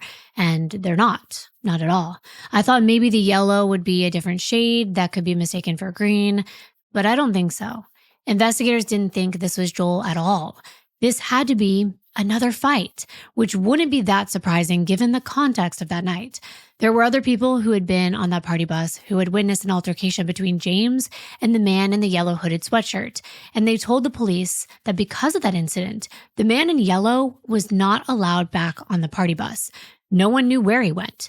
Well, the party bus was finally recovered, and it was transported for a full search and analysis to see if they could uncover evidence. We'll get back to that. Let's jump forward because things are about to move very quickly, and I don't want to forget Joel's funeral. On November 1st, Joel's funeral was held at the Calvary Lutheran Church, that same church he had attended growing up. The place was packed with friends, family, and members of the community, all coming together to say their goodbyes. Right after the service, Joel's family announced a $5,000 reward for any information that could lead to the arrest of the murderer, hoping it might encourage someone to come forward. The investigation was still in full swing, and they were desperate for answers. Joel's sister Erica shared a very heartwarming story with the podcast Dakota Spotlight about something that happened in the aftermath of Joel's murder, and I felt it was fitting to share here while we're talking about Joel's memory. Erica described how Joel's loved ones came together to honor his memory in a very extraordinary way. For Joel's funeral, his family and close friends gathered in Grand Forks to pay their respects. However, little did they know that a surprise was in store for them. Heather, Joel's fiance, had connections where she worked at the Alaris Center, and that arena held a special place in Joel's heart. It was where his favorite team played hockey. He passed away wearing a UND hockey jersey. The staff at the Alaris Center went above and beyond to accommodate Joel's loved ones. They arranged for everyone to attend a hockey game, decked out in the University of North Dakota Fighting Sioux gear. Joel's friends and family filled the arena. Before the hockey game began, the unexpected happened. The announcer's voice resonated through the arena, announcing a tribute to Joel. And to Joel's loved one's surprise, a picture of him appeared on a large screen overhead. As soon as Joel's image was shown, the atmosphere in the Alaris Center turned somber. A quietness settled over the crowd. But just when the silence became too much to bear, the familiar tune of SpongeBob SquarePants' theme song blared over the loudspeakers, and everyone in Joel's family started to laugh, recognizing the song from Joel and his daughter Alexa's favorite TV show. Suddenly, the entire arena transformed into a celebration of Joel's life. And at that moment, it was like the entire place became a big private concert with everyone singing the lyrics to his favorite song. And the family thought it was such a special and fun way to honor his memory and celebrate his life. But the laughter was merely a moment, because this case was not over. The investigation was still going, and they didn't have many leads except for a man in a yellow sweatshirt. As word got out that the police were searching for an unidentified white male around 22 years old wearing a yellow sweatshirt, two men came forward with new information. They told detectives that they had been near a Memorial Park cemetery on the night of the murder, which is just a 3-minute drive or about a 17-minute walk from the Broken Drum. The men explained that they had been watching a hockey game in a detached garage off an alley that night, offering investigators a potential new lead to follow. And one of these men, 48-year-old Stephen Russica, recalled an unsettling incident as he left the garage around 12:20 a.m. and walked down the alley on his way home, just down the block. This is a dark alley but he's walked in many times before. And according to Steven, in the distance, he spotted someone leaning up against a fence, which he took note of because it was so late. As he got a little closer, he noticed it was a man wearing a yellow sweatshirt. He passed him and he just went on his way. But he looked back when he heard something. Suddenly, the guy seemed to be following him. Steven was almost home, so he just kept going.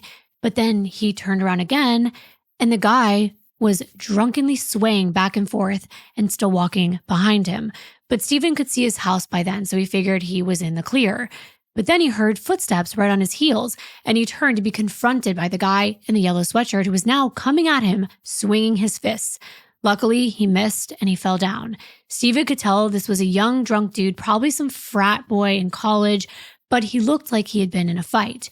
He even had blood on his clothing. Steven was a bit concerned, so he ran to his garage, he closed the door behind him, and he grabbed a bat. Then he called his friend, the one that lived next door that he was just with, and he told him that this guy had just tried to attack him and he might be dangerous. They didn't call 911 at the time, but they did drive around looking for this guy. But they had no luck. They were probably going to kick his butt.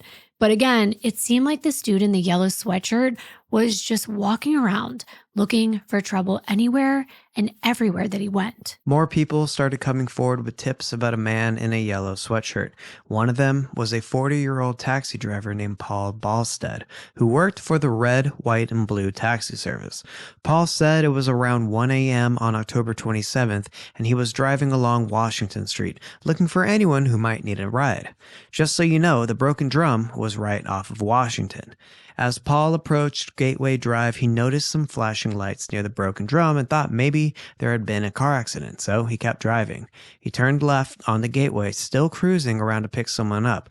When he got near Memorial Park Cemetery, which is a hard-to-miss cemetery because it's huge, he spotted a guy walking along the road wearing a yellow sweatshirt. The guy was waving his arms, trying to flag him down, so Paul slowed the cab. The man opened the front passenger door and climbed in. Why do I find it weird that he got into the front? I've never gotten into the front unless there was no room in the back. Right, and keep in mind that the whole vibe that night, with everyone being heavily intoxicated, this guy in the yellow sweatshirt was clearly one of them. He didn't even tell Paul where he wanted to go. He just sat there, kind of dazed. Even when Paul asked, "Where am I taking you?" the guy didn't respond. Paul, now very confused, took a closer look at him and realized the guy was wearing what seemed like a Halloween costume, although it looked like he'd lost some of the parts throughout the night. Paul couldn't make out what he was supposed to be. Maybe a cat? He couldn't tell for sure, but the guy did have what looked like paws. Well, one paw on his right hand, and it was dirty. Paul figured the guy had probably had way too much to drink and lost some of the costume along the way. So, trying to lighten the mood, Paul joked, "Looks like you've had a rough night." But the guy just sat there, silent, staring straight ahead, not even registering that Paul was talking to him. That's when Paul started to feel uneasy. He gave the guy a closer look and noticed fresh cuts on his knuckles, a bleeding lip, and a cut under his left eye. He definitely looked like he had been in a fight, and there was even blood on his face. Now Paul just wanted this guy out of his cab, so he asked again, a little more urgently, "Where am I taking you?" Finally, the guy in yellow spoke, only muttering 2027 2nd Avenue North. Paul began driving in that direction. It was only a 3-minute drive. I mean, the guy was nearly home before Paul had even picked him up. They pulled up to a small brick house, and Paul asked if the guy needed him to take him to the hospital or something because that cut underneath his eye looked to Paul like it might need stitches. But when Paul asked the guy, he looked confused. So Paul motioned to the sun visor. It had a mirror on it. The guy in yellow pulled it down and took a quick look, and then he closed it up and opened his wallet to pay. He used his credit card, and then he got out of the taxi and went into his house. And that was that. That was in the early morning hours of Sunday, October 28th. By the morning of Monday, October 29th, Joel's family members, his mom, his stepdad, and his sister Erica and her husband Tyler, were making their way to Grand Forks. Meanwhile, the police put a press release out with detailed information about the death of Joel Lovelien, except they didn't reveal his identity publicly yet. Instead, they were specific about the people in the costumes that they were looking for from the Broken Drum. People they hadn't spoken with yet, but they might have pertinent information to help them find Joel's killer, which included a Joker from Batman, a penguin, a Golden Gopher fan, and a person wearing a yellow sweatshirt. Everyone was now talking about this case because the local media was on it. And of course, people who were at the Broken Drum were checking in with their friends, and anyone that matched the description of one of those costumes was asked to come forward. One of those people was a 23-year-old nursing student from the University of North Dakota named Travis Stay. Travis lived with two roommates, a girl named Coralie Taylor and a guy named Luke. They were all made aware of the news. And Travis said, "Oh my God, the yellow sweatshirt sounds like it could be my costume." Travis had been dressed like a lion. It was actually an old children's costume that he kind of Frankensteined together at the last minute. It was a long-sleeved onesie, like a yellow sweatsuit, zipped up, and underneath, he wore a pair of khaki pants and a yellow hooded sweatshirt. On his head was a really odd-looking brown and yellow lion's mane that didn't fit completely over his head. So he kind of sat it on top. Actually, there were so many people that night that wondered what he was supposed to be. Some people thought he was dressed as a sunflower, but nevertheless, he turned to his friends and said, "The police could be looking to speak with me. What should I do?" One of Travis's friends told him he should probably get a lawyer, just in case, because you know how things can get twisted. But they knew Travis, and Travis knew himself. He wasn't the type to get into fights. He was a nurse, someone who dedicated his time to helping others. He had nothing to hide and genuinely wanted to help out. Travis thought that maybe, if he shared what he knew, it could help lead the police to whoever was responsible. So without hesitation, he went straight to the Grand Forks Police Department. He told the detectives he might be someone that they were looking for, since he had been at the Broken Drum that Saturday night and was the one wearing the yellow sweatshirt. Just to quickly paint you a picture of what Travis looks like, he's clean cut, all-American looking, an average white guy with short light brown hair and blue eyes. Very normal, someone who would blend in.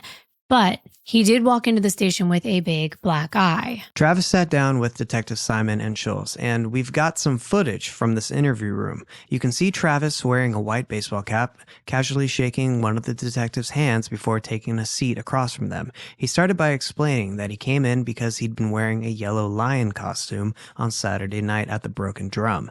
As soon as Travis mentioned the lion costume, Detective Schultz had a sudden realization. He remembered the strange bird foot they found near Joel's body, and now it clicked. It wasn't a bird foot. It could have been part of the lion's paw from that costume. That, paired with the fact that Travis had a black eye, definitely got the detectives interested. Detective Schultz leaned in and asked Travis to describe the costume. Here's what he said. I had a yellow hooded sweatshirt on. I had some paws. Of course, the detectives shifted their focus to Travis's appearance, especially the black eye. Travis explained that he got punched by a guy outside the Broken Drum who was dressed in a hunter costume. He said the punch knocked him to the ground, and while he was trying to get back up, he noticed people boarding the yellow school bus that he arrived on. Travis mentioned that the guy in a plaid shirt tried to help him, but eventually he made his way home. And then the detective asked him how the night ended. He said he chilled at home with his friend Eli and ate a peanut butter sandwich. Which I thought could have been his friend Joe, the one wearing plaid, because there's a picture of them in a group together, and his friend Joe was wearing a plaid vest and a mullet wig. But Travis said he didn't recall who it was that helped him, just that they were wearing plaid. The next thing he knew, he was getting into a taxi, and he figured he hailed it from the Broken Drum after the bus left without him. And what I thought of right away was Joel. Recall that he was attempting to help a young guy reconnect with his friends after they left on the bus without him. Could this have been Travis, I wondered? Just so you know, the detectives hadn't gotten that far yet. They still had so many people to interview, including all of Joel's friends, and now Travis's as well. Travis also explained how he ended up going out that night in the first place. He shared that he lived with two roommates, Cora and Luke, who told him about the party bus and invited him to join. But since Travis didn't really know a lot of people going, he decided to call his two close friends, Eli and Joe, to come along.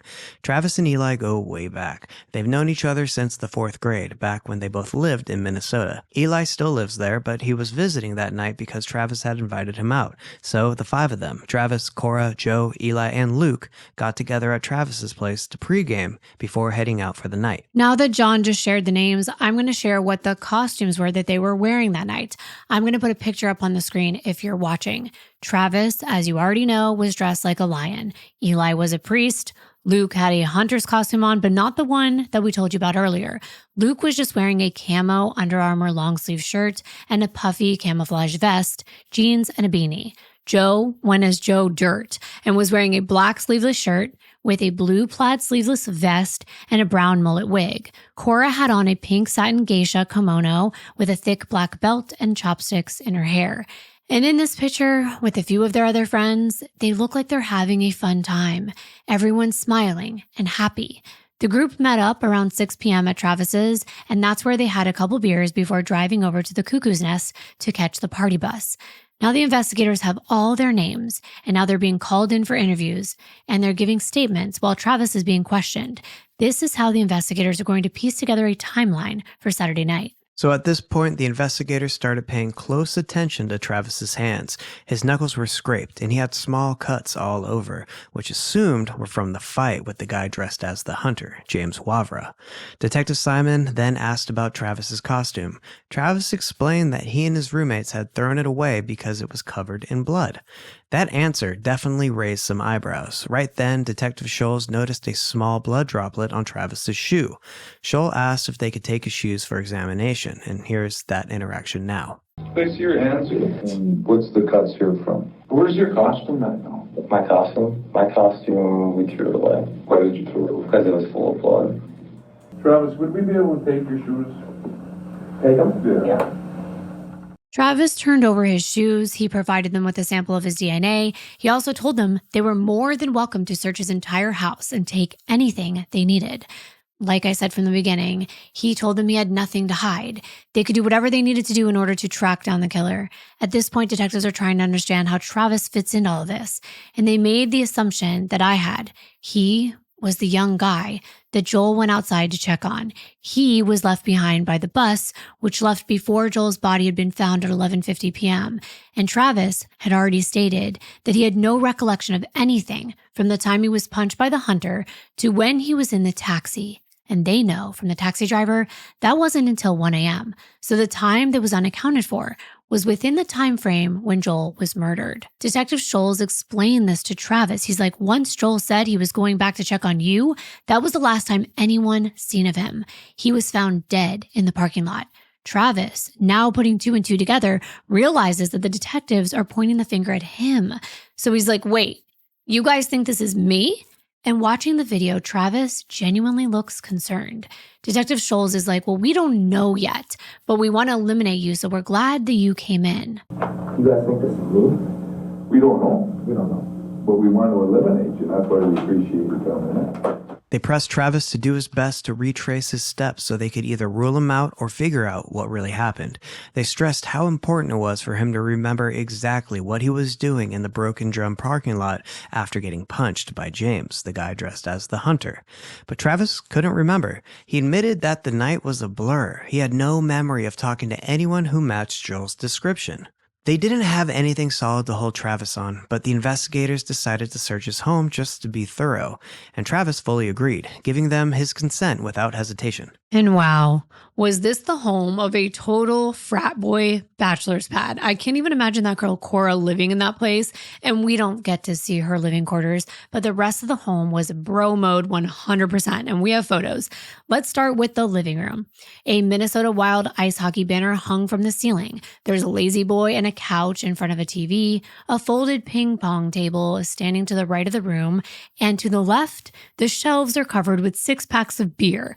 But they look more like decor than storage. They were already empty and put back in their containers on display. Very tacky. But you know what? I'm guilty of saving cool alcohol bottles and displaying them as well. But at least I filled mine with highlighter markers. I would dip them inside and the water would illuminate under a black light. This was like storing garbage. There was Pacifico, Sam Adams, Dos Equis on the shelf, just to name a few, and 2 empty containers of Bud Light were stuffed underneath a bar. A jar of peanut butter was sitting on top of a mini fridge. The place looked like it hadn't been cleaned in at least a few weeks, if not longer. John, why don't you describe the fireplace mantle, or shall we call it the alcohol bottle and beer display mantle? It definitely looked like a bar area. There was a silver Corona bucket filled with a bunch of ping pong balls, and the mantle was lined with at least 34 empty liquor bottles. Instead of the usual knickknacks or keepsakes on the shelves, they had around 25 empty 6-packs of beer, proudly set on display. Honestly, it kind of reminds me of drinking trophies to show off like how much they've consumed. There's even a sports trophy among the empty bottles. And as a woman, I would actually be so turned off if I walked in there. They even had a clock that said, "It's beer time." Now, I like beer. Don't get me wrong, but making alcohol your home aesthetic and main personality trait just screams, I am immature. I did, however, spot a black light underneath their bar, so look, we do have one thing in common. Travis lived there with one other guy, and it's pretty safe to assume that the two of them were behind this decor choice, which also probably means that they were the ones responsible for drinking all that alcohol. It's a clear sign that these guys party and party a lot. It's like it's their main objective. I mean, there was a computer in that room too, but I wonder how much schoolwork they have time to get done. Travis's bedroom was a mess. Clothes were strewn everywhere. Drawers were wide open. Hoodies were draped from the closet doors, and tons of books and school papers were on the couch and all over the floor. A mini fridge with cereal boxes on top and next to it. During the search, officers found the yellow hooded sweatshirt, khaki pants, and the yellow jumpsuit with one of the big paws still attached, all stuffed inside a trash bin at Travis's house, mixed in with regular trash. This was the same outfit Travis had worn on October 27th. What stood out was the blood on these items, especially on the right lion paw, which was heavily stained. The officers collected everything and sent it to the crime lab for testing. The yellow sweatshirt had drop smears and sprays of blood mostly concentrated on the left sleeve, chest, and lower section. But the paw, it was absolutely drenched in blood. Could this have been Travis's blood from the fight with the hunter? It looked like way more than what would have come from the cut underneath his eye and a few scratches on his knuckles. So detectives think this is Joel's blood and that Travis killed him. They have to wait for the DNA report to confirm whether the blood belonged to Joel. In the meantime, Travis's friends provide information about what they remember from the night of the murder. And that's exactly right. What they remember. It's an important detail because just like Travis, most of the people involved had a very spotty memory of what actually went down that night. We'll start with Eli. He was stuck to Travis like glue. They're best friends and pre-gamed like Travis explained. By the time they made it to the Cuckoo's Nest, they already had a couple drinks each, and the bus was an hour late. So they had a couple more drinks at the bar before the bus even arrived. Once on board, Travis actually took out a bottle of what's called Hot 100. It's a cinnamon schnapps, and I probably like it because I do like Fireball, but this is a 100 proof alcohol, so keep this drink in mind. It's about double the amount of alcohol you'd get in a normal shot. So compared to like a regular vodka shot, it would be like taking two. And Travis and Eli, the lion and the priest, were passing this bottle back and forth on their way to the borrowed buck. Plus, there were free Jell-O shots being handed out on this bus, and Eli said that he had a few.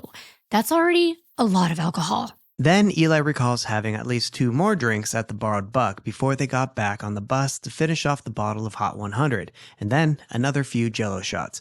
Eli estimated that they had at least 6 to 7 Jell-O shots each. Damn, I would be in an ambulance. I'm getting sick just thinking about it. This was all happening right before they stopped at the Broken Drum. And by this time, many people were deciding they already had enough. Some had already left to go home. People were acting like fools on this bus, so much so there were passengers that were fearful for their safety and didn't want to get back on after being dropped off at the Broken Drum. But what's important to note is that Eli told detectives it was at this point where his recollection ends. He does not even remember going to the Broken Drum at all. All he could recall was walking downtown all by himself after midnight. But when the detectives ask him to pull up his bank statement, Eli is surprised when he realizes he must have been at the Broken Drum because his debit card showed that he made a purchase there. I can't even imagine being that drunk and not having any memory of my night. That's scary. But I know some people that truly don't remember things when they drink, especially hard liquor, and a lot of it. I've had friends like that when I was in college. Oh yes, I've come across people like this in my life. Travis's other friend Joe, who was dressed as Joe Dirt, said he couldn't remember anything after leaving the borrowed buck. He did recall being too tired and drunk to keep partying, so he decided to walk home. According to Joe, Luke, the one dressed as the hunter, walked with him to make sure he got home safely. But when investigators interviewed Luke, he had no memory of walking Joe home.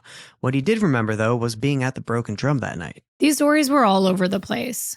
Exactly. Luke told detectives that when everyone got back on the bus to head over from the borrowed buck, Travis made a rude comment to one of the girls, which set off her boyfriend. Things got heated, causing such a scene that Bryce, the guy dressed as the cowboy and the organizer of the party, tried to kick Travis off the bus. That actually matched Bryce's story from the beginning. He was like, I only recall trying to kick a guy in a yellow sweatshirt off the bus. That was Travis. Once they got to the Broken Drum, Luke said he didn't have anything to drink. Instead, he just used the bathroom, then headed back outside to wait for the bus to come pick them back up. And Cora, the geisha and roommate of Travis, told detectives that Travis never made it back on the party bus that night after the Broken Drum. She didn't see him again until the next morning. And when she did, she asked him about his face and his hands. But we'll come back to that because we got to back up and fill in all the gaps. Eli saw Travis first. It was after he walked the 16 blocks back to Travis's house where he was spending the night that night. Once inside, he made himself something to eat, and that is when he saw Travis coming through the front door. It was dark in the foyer, and Eli couldn't see him, but he said hello as Travis walked towards the kitchen. Once he could see Travis, he started laughing because Travis looked so disheveled. He kind of gave Travis a hard time saying like, what the hell happened to you? Travis, still very intoxicated, wasn't even able to stand without swaying back and forth or speak without slurring his words. He wasn't responding to Eli at all. He was just staring at him blankly. Eli was like, dude, look at yourself. And finally, Travis looked in a mirror and he was shocked, almost saddened and scared by what he was seeing. He was like, oh my God, what happened to me? Now the two guys were examining Travis's hands and his face, and it was obvious that he had been in a fight. But Travis and Eli told him he couldn't remember anything. They both went to bed. The next morning, Eli woke up to see Cora and Travis talking about his wounds. Travis was trying hard to remember what happened, and he said he was punched by a guy that he didn't know outside the Broken Drum and wanted to know why anyone would have jumped him. He was sad and confused, like who would have done this to me? And that's when he threw his clothes away. That's all the information they could gather from Travis and his friends. With this new information and the evidence collected from Travis's house, detectives asked him to come back the next day, Tuesday, October 30th, for another interview, which he agreed to. This time, they asked him more direct, pointed questions, but instead of firmly denying that he had killed Joel, Travis made a vague statement like, I can't see myself doing something like that, or I'm not that kind of person. It was unsettling, to say the least. Even with this progress, there was still a lot of work to do. The investigators had to wait a few weeks before DNA test results to come back. In the meantime, they decided to spray the party bus with luminol to check for any blood. But to their surprise, there was nothing. No traces of blood were found on board. Now that was significant because everyone who had been on that bus after it departed from the Broken Drum was accounted for, and none of them were potential suspects. They had all been ruled out, and none of them had blood on them or appeared to have been in a fight. But there was one person who wasn't on the bus who did have blood on them, Travis. This was one of the first big breaks in this case. The blood experts determined that the person who had struck Joel would have had blood on them. There was no doubt about it. The force used to inflict Joel's wounds would have sprayed blood onto the perpetrator. Though this was only circumstantial, it made sense that Travis had done this, most likely in a drunken stupor. It added up. The blood and the wounds on him, the costume matching the paw left behind at the crime scene, him being left by the bus, having started fights with at least two people without being provoked, it had to be Travis. The real moment of truth came when the DNA results came back. It confirmed that the blood on Travis's clothing wasn't just his. It was also Joel's. In fact, a significant amount of it belonged to Joel. The stains were found in two forms: impact stains from being close to Joel while he was being attacked, and contact stains where blood had transferred through proximity, like a smear on the sleeve from brushing up against Joel. This evidence was enough to secure a warrant for Travis Stay's arrest. On December 10th, nearly 2 months after Joel's death, detectives showed up at Travis's house, arrested him, and charged him with Joel's murder. We've got a clip from this arraignment, and you can tell he's pretty scared and overwhelmed. It's clear that Travis is fully realizing the gravity of the situation. That same day, he called his mom, Vicky, sounding terrified about what was going to happen to him. Here's that call. Mom. Hi, Travis. It's going to be okay. It's going to be okay. You do know? I know this is difficult for you, Trav. Now, the state was building their case against Travis. They had CCTV footage, but unfortunately it wasn't from the parking lot. If they'd had cameras there, this case would have been solved much sooner. But they did have a few cameras inside the bar, but the footage was poor quality and barely usable. However, it was enough to put Joel and Travis within mere feet of one another right before Joel was killed. First, at 10:39 p.m., you can see Joel at the back of the bar. That's him. He's wearing a green jersey. You can see him a minute later from the front facing the camera and walking out of the frame. The bar is still fairly empty at this point and calm. But then you can see just how crowded it got by 11:26 p.m. with a bunch of people crowding around, some in costumes, piling in around the bar. You can see a clown at the bottom left corner of this clip. Travis is spotted on camera at 11:30 and 17 seconds. He's in the middle of the screen wearing a yellow sweatshirt. And if you strain your eyes really hard, you can see that in the back of the bar, that little splotch of green that I'm circling, that's Joel. And in the back, you can see Heather and Joel sitting at the round table with their friends. This was right before Joel took that call from Terry outside. There's no blood on Travis yet, but we know that both of these men made it outside after this because James punched Travis in the face. That's how he got the black eye and was left behind by the bus. And Joel had told his friends when he finished that 4-minute phone call that he was going back outside to make sure the kid was okay. So what did the investigators believe happened? Why would Travis not only hurt or fight Joel, but beat him to death? What's the motive? Well, there doesn't have to be a motive to find him guilty, but we always want to know why. Here's what we know. Joel was outside on the phone with his friend Terry, who later told investigators that Joel never mentioned seeing a fight during their conversation. But phone data shows that after the call ended, it took Joel about 2 more minutes to head back inside to his friends. Investigators believe that during those 2 minutes, Joel likely encountered Travis, who was bleeding from the cut under his eye. Joel, being a father and almost a decade older than Travis, probably felt concerned for him. Seeing this kid stranded, alone, bleeding, and clearly drunk might have triggered Joel's protective instincts. That's probably why, after going inside, Joel couldn't just sit around. His conscience wouldn't let him just leave someone's son out there in the cold like that. So he went back outside to try and help Travis. Unfortunately, it seems that Joel found himself in the wrong place at the wrong time. We'll never know exactly how things started, but we do know that Travis was very drunk, belligerent, and already acting aggressively that night. It's not hard to imagine that in his intoxicated, foggy state, he might have mistaken Joel for someone else, maybe even the person who just punched him. His memory was in pieces. He was blackout drunk. Who knows what was going on through his mind? At some point, though, Travis brutally beat Joel to death. After the attack, he fled the area on foot and was later picked up by the taxi driver, ending up at the Memorial Park Cemetery. This is, of course, what the detectives believed at this point. No one witnessed the attack, and of course, Travis maintained his innocence. He hired a defense attorney, Peter Wold, whose main argument was actually something that crossed my mind. Joel, being so much bigger than Travis, and Travis being so drunk, could Travis really have beaten Joel to death?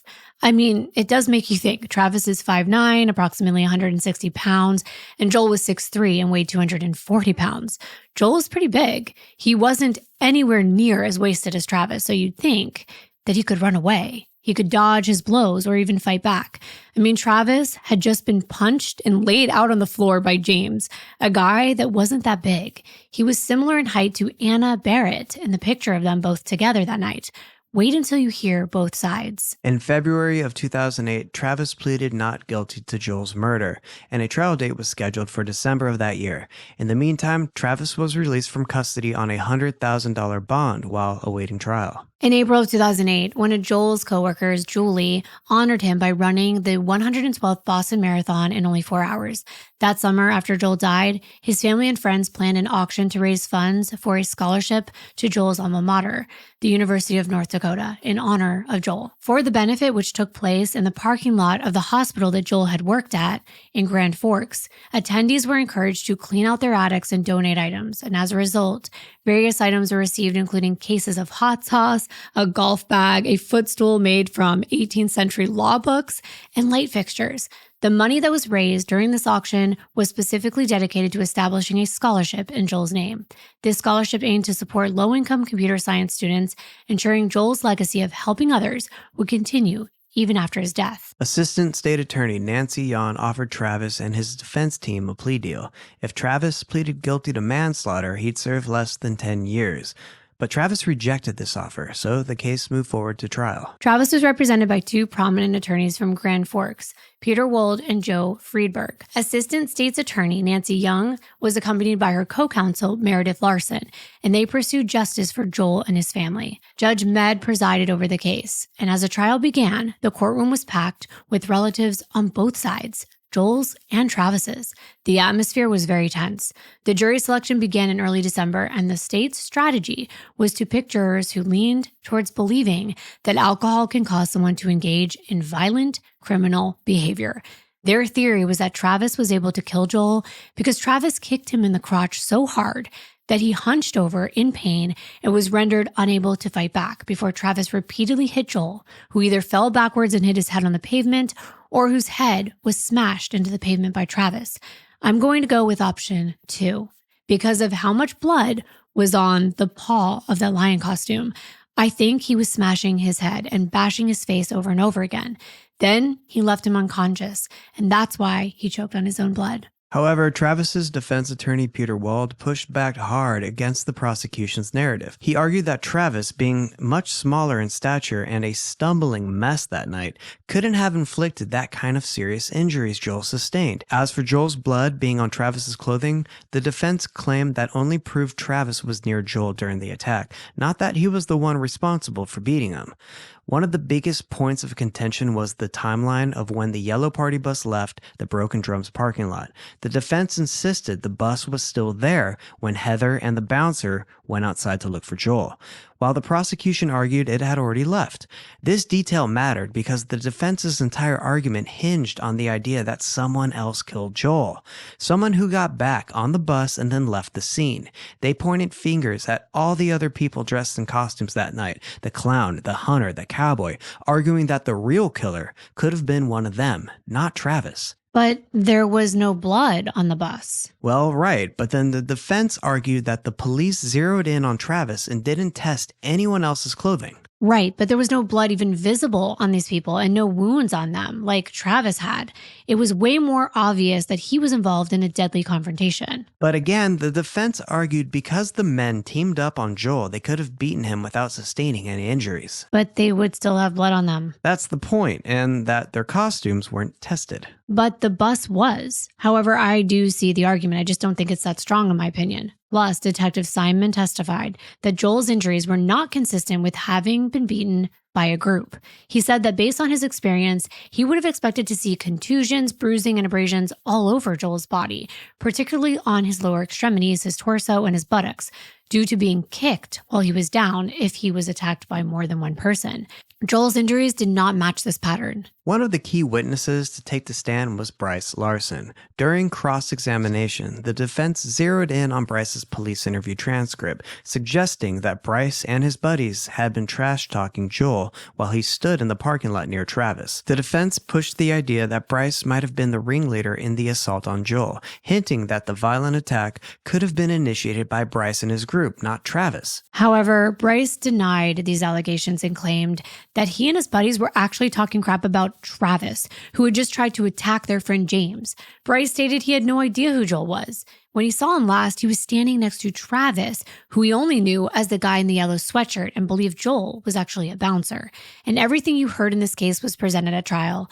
In addition, there was this theory that Travis had Joel's blood on him because he was a nursing student, and that he was kneeling down to help Joel that night. To me, those droplets do look like they were made while in motion, in my perspective, but he's what's called a sympathetic defendant. It's harder to get a guilty verdict when there's no witnesses and someone was so willing to come forward the way that Travis did. The jurors deliberated for a total of 5 hours before delivering their verdict, and to the utter surprise of many people in the courtroom, the jury announced that Travis was not guilty. And that's shocking. And apparently, it was really due to the inconsistent statements about what time that bus actually left. And of course, other reasonable doubts that we already discussed. Travis's mother was overcome with emotion. She yelled, "Thank you, thank you." And Travis walked out of the courtroom with his mom, and his face was just beaming with joy. He said, "It's great to be able to go home.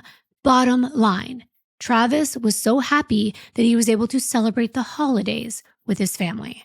After the trial, Travis told the Grand Forks Herald that he wasn't surprised by the verdict, as he had maintained his innocence from the start. He felt the entire case had been based on assumptions and people jumping to conclusions. Travis even mentioned that this experience had sparked an interest in pursuing a legal career and that he was going to consider going to law school. Ew. Think about Joel's family for a minute. When reporters asked Travis what he would say to his family, he said, "It's a tragedy. There's no getting around that." A tragedy? Yeah, it is a tragedy. It's tragic that the jury couldn't come to the right conclusion, in my perspective. But in the end, it is the jury that makes that decision, and I have to respect that. It's the way the system was built. And if they didn't think the state proved it beyond a reasonable doubt, then I can't really argue with them. Several jurors, though, did share their thoughts and their insights regarding the evidence and the testimonies presented during the court proceedings. And according to these jurors, there was no clear motive for Travis to kill Joel. And I was just like, oh, you don't need a motive. So that right there makes me think that they didn't understand the law. So what do you guys think? Leave it down in the comments. They also mentioned that a lot of people didn't think Travis could be capable of committing the crime while he was so drunk. But it's kind of ironic because even though he was wasted, he had tried to pick fights with a bunch of other people that night. Right? And they were taken aback by his interview with police because he looked shocked when they accused him of killing Joel. Well, duh. He was drunk. He doesn't remember anything. And then they compared his interview to Jon DeZiel. Remember his demeanor, the clown? He was angry. He was arguing with the police, but so what? The jurors felt that DeZiel's behavior was suspicious, leading them to believe that the detectives should have done more when it came to collecting and testing the clothing of the other men who were questioned regarding Joel's murder. Despite the verdict, the jurors acknowledged Joel's family's pain and their loss. The jurors expressed empathy for their grief and their sorrow, stating that Joel's family should consider him a true hero. However, the jurors also believe that Travis was a victim of this tragedy. People kind of fall into separate categories. Some believe that Travis is solely responsible and that he got away with murder. Others believe that someone else killed Joel, and Travis was also just in the wrong place at the wrong time and attempted to help him. And then there are people that think both Travis and Joel had been jumped that night by the clown, the cowboy, and the hunter. But like Jon said, what do you think? Because this is a truly sad case. The real victims in all of this are Joel's loved ones, especially his daughter, who didn't get to have her dad on her big milestones like her wedding. It's also left Alexa feeling uneasy in bars and traumatized whenever she sees someone fighting. However, this tragedy has also taught her to be more cautious and vigilant. Just 2 years ago, in 2022, Joel's sister Erica and their mother Judy spoke out to the Grand Forks Herald, reminding the residents of Grand Forks that the murderer was still living amongst them. The article emphasized Erica and Judy's belief that Travis wasn't the one who killed Joel, and that the trial had been rushed. Wow, that's a plot twist. His own mother doesn't believe that it was Travis. I was not expecting that. They believe that there were still too many unanswered questions surrounding Joel's death, and that they were hopeful that someone in Grand Forks will eventually come forward with information that could lead to an arrest. Well, I hope so, because Travis can't be tried again, so there's that. But I am still going to stand with the thought that Travis is responsible for this, because to me, it just doesn't make sense for it to be anyone else. I saw that paw. I saw how much blood is on it. We know how far all the blood went.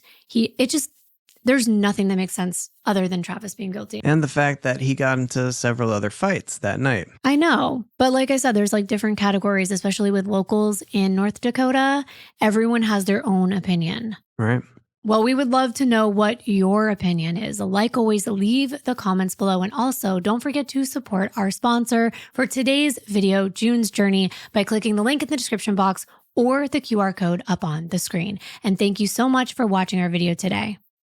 We'll see you in our next one. Bye.